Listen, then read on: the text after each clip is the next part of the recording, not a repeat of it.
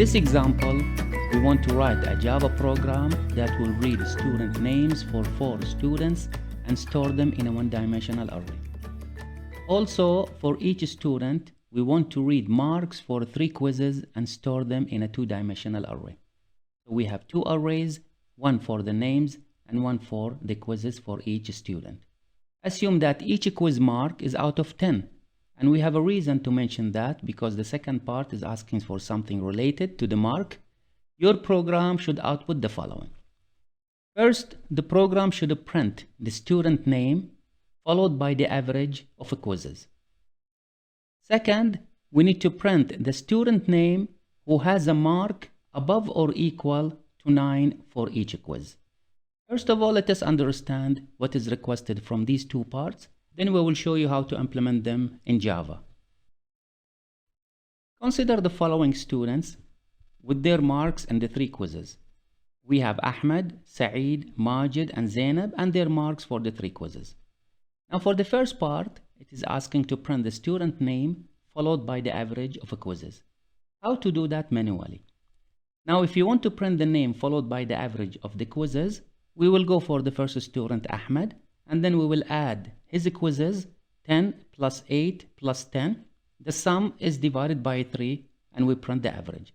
So we print Ahmed and then we print the average by visiting the first row. Then we go to Saeed, we print Saeed, and also we add 8 plus 9.5 plus 7.5 and the sum is divided by 3 and we print the result.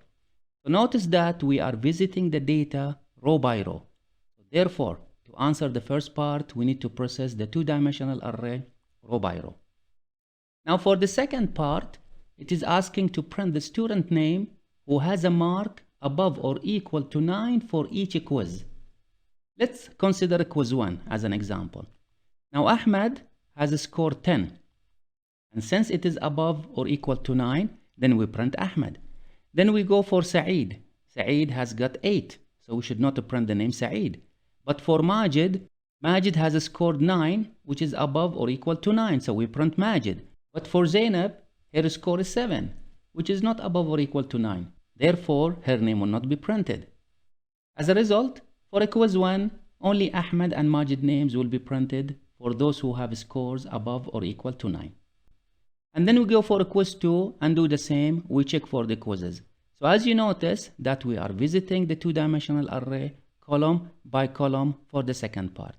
So for the first part, we need to process the 2-dimensional array row by row, and for the second part, we need to process the array column by column. Here is a sample output for the data we have in this table. For the first part, we print averages. We print the name followed by the quiz average. So Ahmed, the average of the quiz is 9.33, Saeed 8.33, and so on. And for the second part, we display a message, students with marks above or equal to 9 are, and we go for the quizzes column by column. So for quiz 1, we write Ahmed, Majid, and for quiz 2, we write Saeed and Zainab, and for quiz 3, we write Ahmed only because Ahmed is the only one who got a score in quiz 3 above or equal to 9. Let's go to JGrasp and implement this example. Here now we are in JGrasp. First, we need to read the data into the arrays. First, we need to read the names into a 1-dimensional array. And then we are going to read the marks for 3 quizzes for each student and store them in a 2-dimensional array. So let us first define the array for the names. It will be string. And the number of students we have is fixed, which is equal to 4. And we are going to call it name. Or it's better we call it student. We will create the array new string of size 4. Next, we need to create the 2-dimensional array for the quizzes. We are going to call it quizzes, and it should be of type double because you have seen in the example we have 9.5 as a quiz mark. So it is going to be double and it's going to be 2-dimension, and we are going to call the name quiz. So new, and the first dimension will be the number of students, which is equal to 4, and the second dimension will be the number of quizzes, which is equal to 3. This is regarding the declarations. So first we are going to read the names. So here we are going to say reading the names. So we'll create a for loop and we will start the index from 0 and I will be less than or equal to student.length I plus a plus, and then we are going to display a message to the user to tell the user to enter the name. System.out.println, printing the message, enter the name of a student, and we are going to print the student number, which is going to be I plus 1 to avoid starting from 0, and then we display a colon as an ending of the line. Next, we read the name and save it into the array. So we say student I is equal to read dot next line. So we are going to read complete line for each student. After reading the names, now we need to read the quizzes for each student. So we need to create a loop. As you remember that we are going to process the array row by row for reading. So we will say for integer row equals 0, row less than quiz dot length, which will give us the number of rows, row plus a plus. And then inside we will write the column loop, and we will say for integer column equal to 0, and column is less than quiz of row dot length, and we have column plus a plus. So what we will do for each student, we are going to print a message, the student name, and ask the user to enter the quizzes for this student. So we write a message system.out.println, and we will say please enter 3 quizzes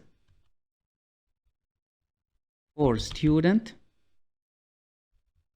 and we need to print the name of the student.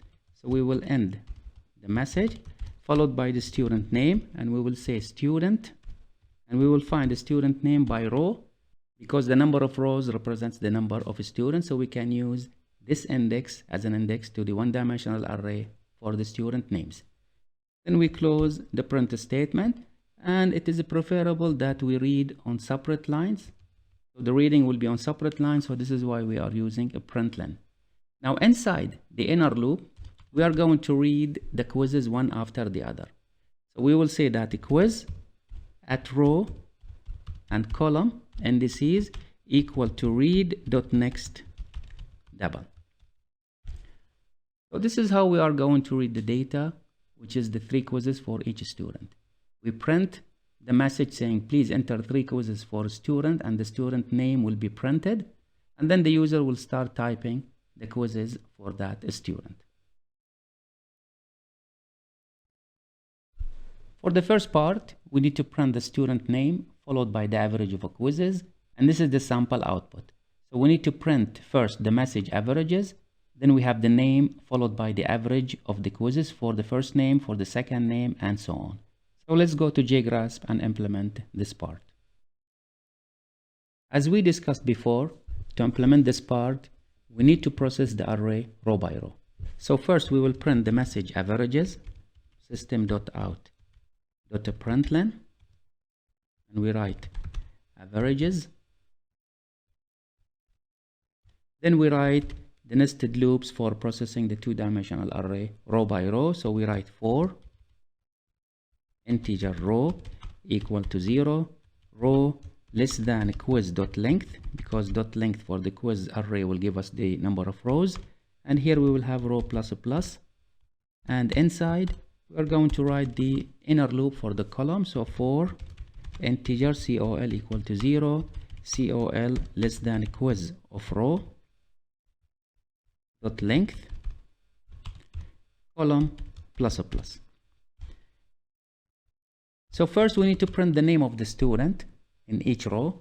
So we will say system.out.println. If you remember the output, we only print the name. So we say student row followed by a colon as a message, and then we will have tab to print the average after the tab. Then also we need a variable to compute the average that holds the sum, and I'm going to define it inside double, because we're going to use it only inside the loop, so we don't need to define the variable outside the loop. So we will call it sum. First we have to initialize it at the beginning of each row, because we need to find the average for each student, and then inside the loop we add all the marks of the quizzes for this student and we save them into the variable sum. So we say sum equals sum plus quiz row and column. After we exit the inner loop, now we print the average by saying system.out.println, and here we print sum and the number of quizzes is 3. But it's better that we use quiz row dot length, and it will give us the number of columns, which is the number of quizzes. Why? Because if you change your mind and you increase or decrease the number of quizzes, then there is no need to come to this code and change it. Simply quiz of row dot length will give you the right size. And then we come here and close the bracket, and I think we are done. Let us just remove this extra line.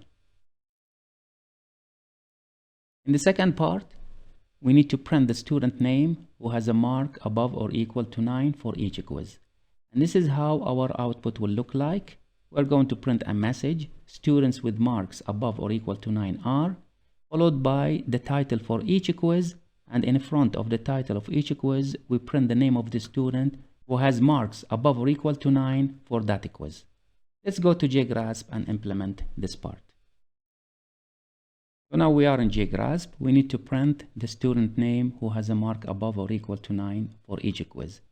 As we mentioned that we need to display a message.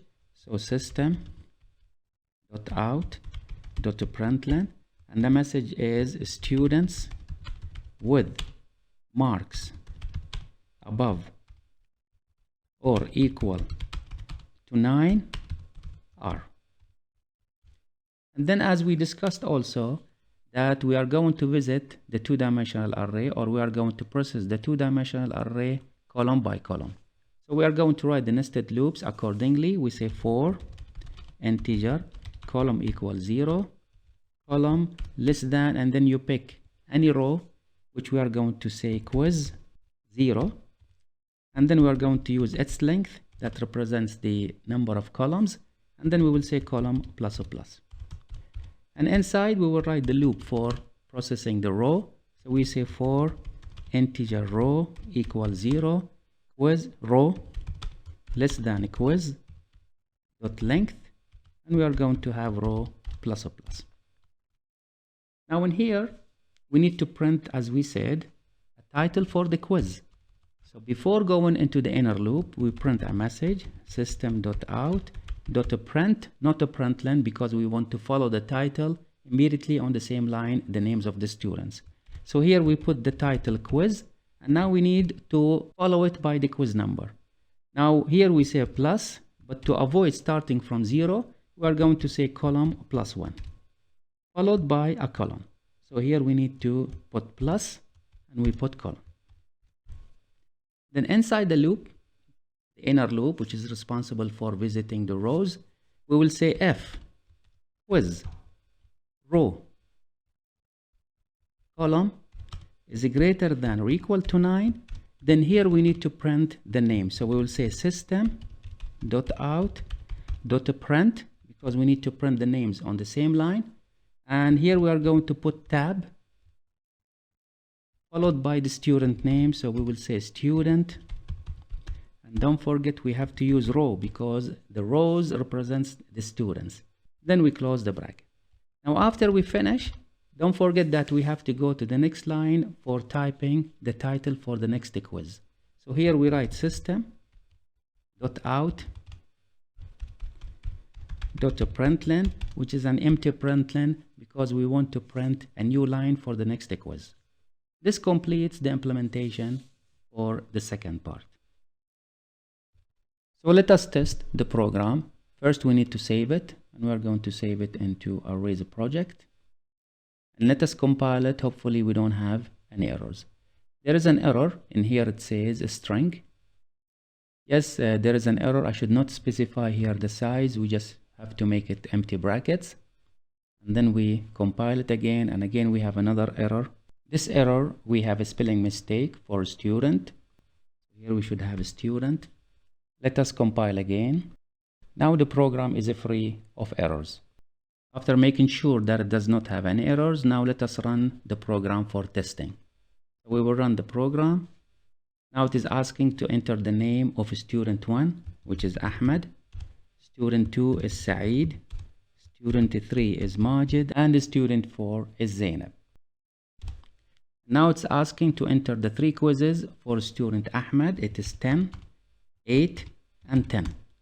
And for Saeed, it is 8, 9.5, 7.5. And for Majid, it is 9, 8.5, 7. And for Zainab, it is 7, 10, and 5.